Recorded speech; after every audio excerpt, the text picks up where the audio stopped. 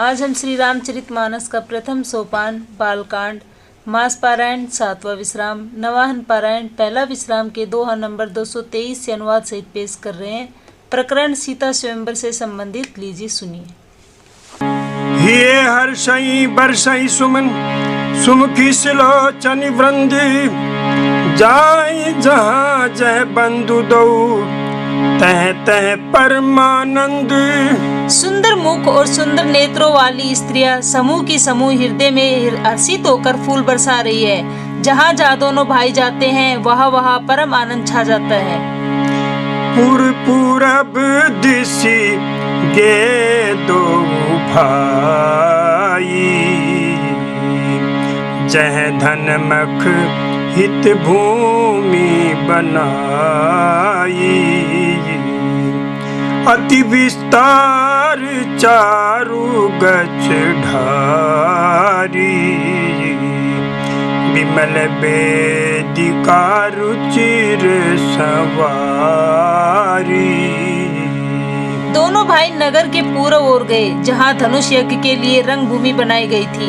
बहुत लंबा चौड़ा सुंदर ढाला हुआ पक्का आंगन था, जिस पर सुंदर और निर्मल वेदी सजाई गई थी। चौदिसी कंचन मंच विशाला, रचे जहाँ बैठही महिपाला। तेई पाछे समीप चहु पासा, अपर मंच मंडली बिलासा। चारों ओर सोने के बड़े बड़े मंच बने थे, जिन पर राजा लोग बैठेंगे। उनके पीछे समीप ही चारों ओर दूसरे मचानों का मंडलाकार घेरा सुशोभित था।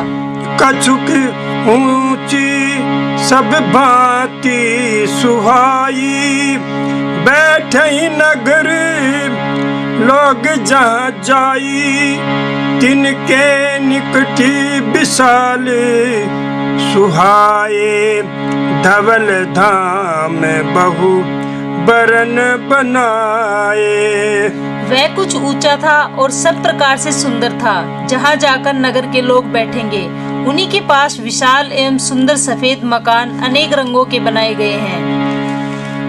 जहाँ बैठे देखहीं सब नारी, जथा जोगु निज कुल अनुहारी। पुरबालक कहीं कहीं मृदु बचना, सादर प्रभु ही दिखावही रचना।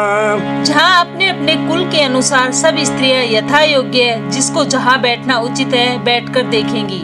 नगर के बालक कोमल वचन कह कहकर आदर पूर्वक प्रभु श्री रामचंद्र जी को यज्ञशाला की रचना दिखला रहे हैं। सब शिशु यही मिस प्रेम बस, परसी मनोहर गात। तन पुल कहीं अति हर खुहिए, देखी देखी दो भ्रात। सब बालक इसी बहाने प्रेम के वश होकर श्री राम जी के मनोहर अंगों को छूकर शरीर से पुलकित हो रहे हैं। दोनों भाइयों को देख देख कर उनके हृदय में अत्यंत हर्ष हो रहा है। शिशु सब राम प्रेम बस जाने, प्रीति समेत निकेत बखाने। निज निज रुचि सब ले ही बुलाई, सहित स्नेह जाहि दो भाई। श्री रामचंद्र जी ने सब बालकों को प्रेम के वश जानकर यज्ञ भूमि के स्थानों की प्रेम पूर्वक प्रशंसा की। इससे बालकों का उत्साह, आनंद और प्रेम और भी बढ़ गया, जिससे वे सब अपनी अपनी रुचि के अनुसार उन्हें बुला लेते हैं और प्रत्येक के बुलाने पर दोनों भाई प्रेम सहित उनके पास चले आते हैं। राम दिखावहि अनुजहि रचना, कहीं मृदु मधुर मनोहर बचना। लवनी मेघ महु भुवन निकाया, रचई जासु अनुशासन माया। कोमल मधुर और मनोहर वचन कहकर श्री राम जी अपने छोटे भाई लक्ष्मण को यज्ञ भूमि की रचना दिखलाते हैं, जिनकी आज्ञा पाकर माया लव निमेष में ब्रह्मांडों के समूह रच डालती है। भगति है तू सोई दीन दयाला चितवत चकित धनुष मखसाला कौतुक देखी चले गुर पाही जानी विलम्ब त्रास मन माही। वही तीनों पर दया करने वाले श्री राम जी भक्ति के कारण धनुष यज्ञशाला को चकित होकर देख रहे हैं। इस प्रकार सब विचित्र रचना देखकर वे गुरु के पास चले। देर हुई जानकर उनके मन में डर है। जासु त्रास डर कहूँ डर होई भजन प्रभाव दिखावत सोई कही बातें मृदु मधुर सुहाई किए विदा बालक बरियाई। जिनके भय से डर को भी डर लगता है वही प्रभु भजन का प्रभाव जिसके कारण ऐसे महान प्रभु भी भय का नाट्य रूप करते हैं दिखला रहे हैं। उन्होंने कोमल मधुर और सुंदर बातें कहकर बालकों को जबरदस्ती विदा किया। सब ऐसे प्रेम विनीत अति सकुल सहित दो भाई गुरुपद पंकज नाई सिर बैठे आय सुपाई। फिर भय प्रेम विनय और बड़े संकोच के साथ दोनों भाई गुरु के चरण कमलों में सिर नवाकर आज्ञा पाकर बैठे। निसी प्रवेश मुनि आय सुदीना सबई संदा बदनु कीना कहत कथा इतिहास पुरानी रुचिर रजनी जुग जाम सिरानी। रात्रि का प्रवेश होते ही मुनि ने आज्ञा दी। तब सब ने संध्या वंदन किया। फिर प्राचीन कथाएं तथा इतिहास कहते कहते सुंदर रात्रि दोपहर बीत गई। मुनि बरसयन कीन सब तब जाई लगे चरण चापन दो भाई जिनके चरण सरोरु लागी करत विविध जप जोग विरागी। तब श्रेष्ठ मुनि ने जाकर शयन किया। दोनों भाई उनके चरण दबाने लगे। जिनके चरण कमलों के दर्शन एवं स्पर्श के लिए वैराग्यवान पुरुष भी भांति भांति के जप और योग करते हैं। तेई दो बंधु प्रेम जनु जीते गुरुपद कमल पलोटल पीते बार बार मुनि आज्ञा दीनी रघुबर जाई शयन तब कीनी। वे ही दोनों भाई मानो प्रेम से जीते हुए प्रेम पूर्वक गुरु जी के चरण कमलों को दबा रहे हैं। मुनि ने बार बार आज्ञा दी। तब श्री रघुनाथ जी ने जाकर शयन किया। चापत चरण लखनु बुर लाए सबे सप्रेम परम सचु पाए पुनि पुनि प्रभु कहे सोवहु ताता प्रोढ़े धरी उर पद जल जाता।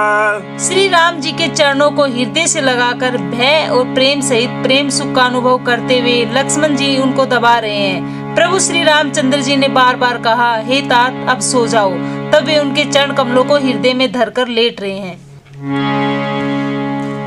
उठे लखनऊ निसि विगत सुनी अरुण शिखा धुनि कान गुरु ते पहले ही जगतपति जागे राम सुजान। रात बीतने पर मुर्गे का शब्द कानों से सुनकर लक्ष्मण जी उठे। जगत के स्वामी सुजान श्री रामचंद्र जी भी गुरु से पहले ही जाग गए। सकल सोच कर जाई नहाए नितिन बही मुनि सिर नाए समय जानी गुर आय सुपाई लेन प्रसून चले दो भाई। सब सोच क्रिया करके वे जाकर नहाए। फिर नित्य कर्म समाप्त करके उन्होंने मुनि को मस्तक नवाया। पूजा का समय जानकर गुरु की आज्ञा पाकर दोनों भाई फूल लेने चले। धूप बागु बर देखऊ जाई, जह बसंत ऋतु रही लो भाई। लागे बिटप मनोहर नाना, बरन बरन बरबेली बिताना। उन्होंने जाकर राजा का सुंदर बाग देखा, जहाँ बसंत ऋतु लुभाकर रह गई है। मन को लुभाने वाले अनेक वृक्ष लगे हैं, रंग बिरंगी उत्तम लताओं के मंडप छाए हुए हैं। नव पल्लव फल सुमन सुहाए, निज संपत्ति सुर रूख लजाए। चातक कोकिल कीर चकोरा, कूजत बिहग नटत कल मोरा। नए पत्तों, फूलों, फलों से युक्त सुंदर वृक्ष अपनी संपत्ति से कल्प वृक्ष को भी लजा रहे हैं। पपैये, कोयल, तोते, चकोर आदि सब पक्षी मीठी बोली बोल रहे हैं और मोर सुंदर नृत्य कर रहे हैं। मध्य बाग सरु सो है, सुहावा मणि सोपान विचित्र बनावा। विमल सलिलु सरसिज बहुरंगा, जल खग कूजत गुंजत भृंगा। बाग के बीचों बीच सुहावना सरोवर सुशोभित है, जिसमें मणियों की सीढ़ियाँ विचित्र ढंग से बनी हुई है। उसका जल निर्मल है, जिसमें अनेक रंगों के कमल खिले हुए हैं। जल के पक्षी कलरव कर रहे हैं और भरमर गुंजार कर रहे हैं। बाग तड़ागु बिलो के प्रभु हर के बंधु समेत, परम रम्य आराम यहू जो राम ही सुख देत। बाग और सरोवर को देखकर प्रभु श्री रामचंद्र जी भाई लक्ष्मण सहित हर्षित हुए। यह बाग वास्तव में परम रमणीय है, जो जगत को सुख देने वाले श्री रामचंद्र जी को सुख दे रहा है। चौदिस चितई पूछी, माली गन लगे लेन दल। फूल मुदित मन तेहि अवसर, सीता तह आई। गिरजा पूजन जननी पठाई। चारों ओर दृष्टि डालकर और मालियों से पूछकर वे प्रसन्न मन से पत्र पुष्प लेने लगे। उसी समय सीता जी वहां आई। माता ने उन्हें पार्वती जी की पूजा करने के लिए भेजा था। संग सखी सब सुभग सयानी, गावहि गीत मनोहर बानी। सर समीप गिरजा गृह सोहा, बरनि न जाई देखी मनु मोहा। साथ में सब सुंदरी और श्यानी सखिया है, जो मनो और वाणी से गीत गा रही है। सरोवर के पास गिरिजा जी का मंदिर सुशोभित है, जिसका वर्णन नहीं किया जा सकता। देखकर मन मोहित हो जाता है। मज्जनु करी सर सखिन समेता, गई मुदित मन गौरी निकेता। पूजा कीन अधिक अनुरागा, निज अनुरूप सुभग बरुमागा। सखियों सहित सरोवर में स्नान करके सीता जी प्रसन्न मन से गिरिजा के मंदिर में गई। उन्होंने बड़े प्रेम से पूजा की और अपने योग्य सुंदर वर मांगा। एक सखी सिए संगु बिहाई, गई रही देखन फुलवाई। तेई दोबू बंधु बिलो के जाई, प्रेम विबस सीता पही आई। एक सखी सीता जी का साथ छोड़कर फुलवाड़ी देखने चली गई। उसने जाकर दोनों भाइयों को देखा और प्रेम में विहल होकर वह सीता जी के पास आई। तासु दशा देखी सखिन पुलक गात जलु नैन, कहूँ कारण निज हरख कर पूछहि सब मृदु बैन। सखियों ने उसकी दशा देखी कि उसका शरीर पुलकित है और नेत्रों में जल भरा है। सब कोमल वाणी से पूछने लगी कि अपनी प्रसन्नता का कारण बता। देखन बागु कुंवर दुआए, बै किशोर सब भांति सुहाए। श्याम गोर किमी कहाँ बखानी, गिरा नयन नयन बिनु पानी। उसने कहा, दो राजकुमार बाग देखने आए हैं, किशोर अवस्था के हैं और सब प्रकार से सुंदर है। वे सांवले और गोरे रंग के हैं। उनके सौंदर्य को मैं कैसे बखान कर कहूँ। वाणी बिना नेत्र की है और नेत्रों के बिना वाणी नहीं है। सुनी हर की सब सखी सयानी, सियहि अति उत्कंठा जानी। एक कहे नृपसुत तेयाली, सुने जमुनि संग आए काली। यह सुनकर और सीता जी के हृदय में बड़ी उत्कंठा जानकर सब सयानी सखियां प्रसन्न हुई।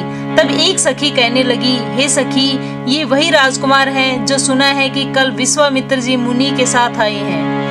जिन निज रूप मोहनी डारी, कीने स्व बस नगर नर नारी। बरनत छवि जहते सब लोगू, अवसी देखे अहीं देखन जोगू। और जिन्होंने अपने रूप की मोहिनी डालकर नगर के स्त्री पुरुषों को अपने वश में कर लिया है, जहाँ तहाँ सब लोग उन्हीं की छवि का वर्णन कर रहे हैं। अवश्य चलकर उन्हें देखना चाहिए, वे देखने ही योग्य हैं। तासु बचन अति सियहि सुहाने, दरस लागी लोचन अकुलाने। चली अग्र करी प्रिय सखी सोई, प्रीति पुरातन लखई न कोई। उसके वचन सीता जी को अत्यंत ही प्रिय लगे और दर्शन के लिए उनके नेत्र अकुला उठे। उसी प्यारे सखी को आगे करके सीता जी चली। पुरानी प्रीति को कोई लख नहीं पाता। सुमरि सिय नारद बचन उपजी प्रीति पुनीत, चकित विलोकति सकल दिशि, जनु शिशु मृगी सभीत। नारद जी के वचनों का स्मरण करके सीता जी के मन में पवित्र प्रीति उत्पन्न हुई। वे चकित होकर सब और इस तरह देख रही है मानो डरी हुई मृग छोनी इधर उधर देख रही हो। कंकन किंकनी नुपुर धुनि सुनी, कहत लखन सन राम हृदय गुनी। मानहु मदन दुंद दीनी, मनसा विश्व विजय कह कीनी। कंकण करधनी और पाजेब के शब्द सुनकर श्री रामचंद्र जी के हृदय में विचार कर लक्ष्मण से कहते हैं, ये ध्वनि ऐसी आ रही है मानो कामदेव ने विश्व को जीतने का संकल्प करके डंके पर चोट मारी है। अस कई फिरी चितय तही ओरा, सिए मुख शशि भये नयन चकोरा। भये विलोचन चारु अचंचल, मनु सुकुचि निमित जे दिगंचल। ऐसा कहकर श्री राम जी ने फिर उस ओर देखा। श्री सीता जी के मुख रूपी चंद्रमा को निहारने के लिए उनके नेत्र चकोर बन गए। सुंदर नेत्र स्थिर हो गए, मानो निमि जनक जी के पूर्वज ने, जिनका सबकी पलकों में निवास माना गया है, लड़की दामाद के मिलन के प्रसंग को देखना उचित नहीं, इस भाव से सहकुचाकर पलकें छोड़ दी, अर्थात पलकों में रहना छोड़ दिया, जिससे पलकों का गिरना रुक गया। देखि सिए शोभा सुख पावा, हृदय सराहत बचनु न आवा। जनु बिरंची सब निज निपुनाई, बिरची विश्व कहे प्रगति दिखाई। सीता जी की शोभा देखकर श्री राम जी ने बड़ा सुख पाया। हृदय में वे उसकी सराहना करते हैं, किंतु मुख से वचन नहीं निकलते। वह शोभा ऐसी अनुपम है मानो ब्रह्मा ने अपनी सारी निपुणता को मूर्ति मानकर संसार को प्रकट करके दिखा दिया हो। सुंदरता कहूँ सुंदर करई, छवि ग्रह दीप शिखा जनु बरई। सब उपमा कबि रहे जुठारी, के ही पट तरो विदेह कुमारी। वह सीता जी की शोभा सुंदरता को भी सुंदर करने वाली है। वह ऐसी मालूम होती है मानो सुंदरता रूपी घर में दीपक लो जल रही हो। अब तक सुंदरता रूपी भवन में अंधेरा था, वह भवन मानो सीता जी की सुंदर रूपी दीप शिखा को पाकर जगमगा उठा है, पहले से भी अधिक सुंदर हो गया है। सारी उपमाओं को तो कवियों ने झूठा कर रखा है। मैं जनक नंदनी श्री सीता जी की किससे उपमा दूं? सिए शोभा ही बरनी प्रभु अपनी दशा विचारी, बोले सुचि मन अनुज सन बचन समय अनुहारी। इस प्रकार हृदय में सीता जी की शोभा का वर्णन करके और अपनी दशा को विचार कर प्रभु श्री रामचंद्र जी पवित्र मन से अपने छोटे भाई लक्ष्मण से समयानुकूल वचन बोले। तात जनक तनया यह सोई, धनुष जग जही कारण होई, पूजन गौरी सखी ले आई, करत प्रकाशु फिरई फुलवाई। हे तात, यह वही जनक जी की कन्या है जिसके लिए धनुष यज्ञ हो रहा है। सखिया इसे गौरी पूजन के लिए ले आई है। यह फुलवाड़ी में प्रकाश करती हुई फिर रही है। जासु बिलो की अलौकिक शोभा, सहज पुनीत मोर मनु क्षोभा, सो सब कारण जान विदाता, फर कई सुबद अंग सुन भ्राता। जिसकी अलौकिक सुंदरता देखकर स्वभाव से ही पवित्र मेरा मन क्षुब्ध हो गया है। वह सब कारण अथवा उसका सब कारण तो विधाता जाने, किंतु हे भाई सुनो, मेरे मंगलदायक दाहिने अंग फड़क रहे हैं। रघुवंशी ने कर सहज सुभाऊ, मनुकु पंथ पगुधर इन काऊ, मोयति से प्रतीति मन केरी, जय सपने हूँ पर नारी नहेरी।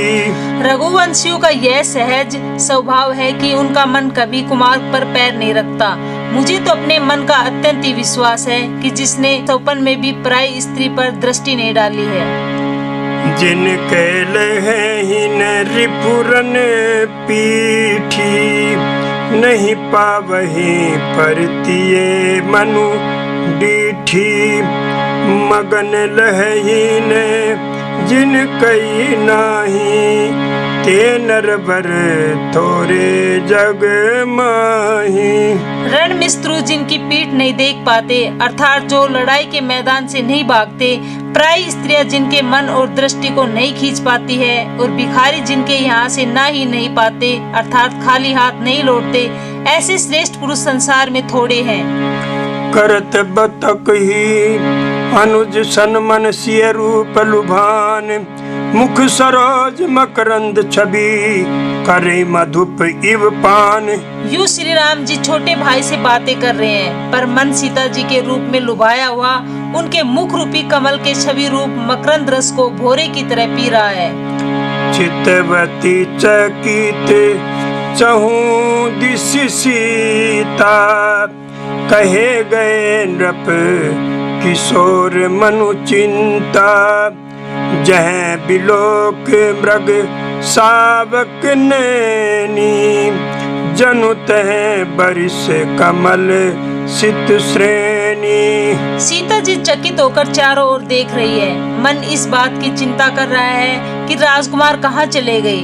बाल मृग नैनी सीता जी जहाँ दृष्टि डालती है, वहाँ मानो श्वेत कमलों की कतार बरस जाती है।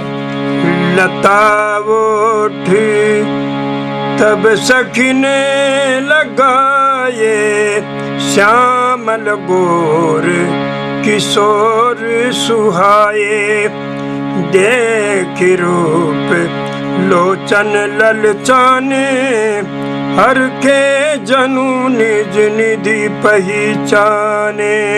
तब सखियों ने लता की ओट में सुंदर श्याम और गौर कुमारों को दिखलाया। उनके रूप को देखकर नेत्र ललचा उठे। वे ऐसे प्रसन्न हुए मानो उन्होंने अपना खजाना पहचान लिया।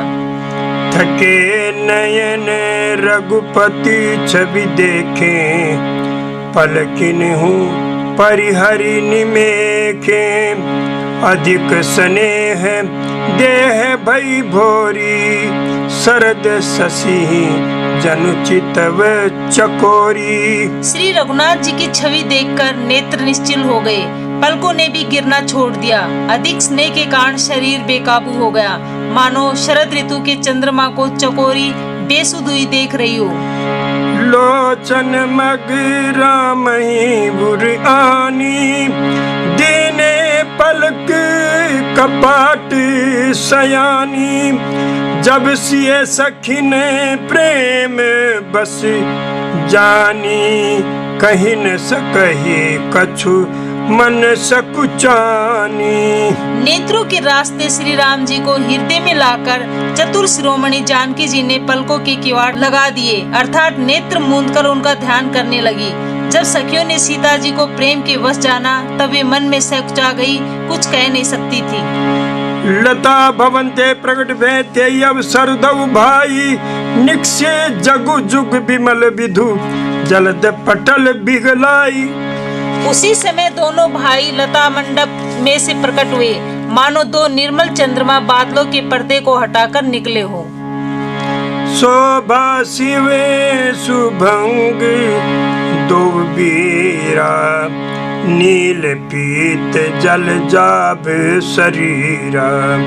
मोर पंखी सिर सोहत निके, गुच्छ बीच बीच कुसुम कली के। दोनों सुंदर भाई शोभा की सीमा है, उनके शरीर की आभा नीले और पीले कमल की सी है। सिर पर सुंदर मोर पंख सुशोभित है, उनके बीच बीच में फूलों की कलियों के गुच्छे लगे हैं। भाल तिलक श्रम बिंदु सुभाए, श्रवण सुभग भूषण छवि छाए। बिगट भ्रकुटी कच घूंगर बारे, नव सरोज लोचन रत्नारे। माथे पर तिलक और पसीने की बूंदे शोभामयान है, कानों में सुंदर भूषणों की छवि छाई है, टेढ़ी बोए और घुंघराले बाल हैं, नए लाल कमल के समान लाल नेत्र हैं।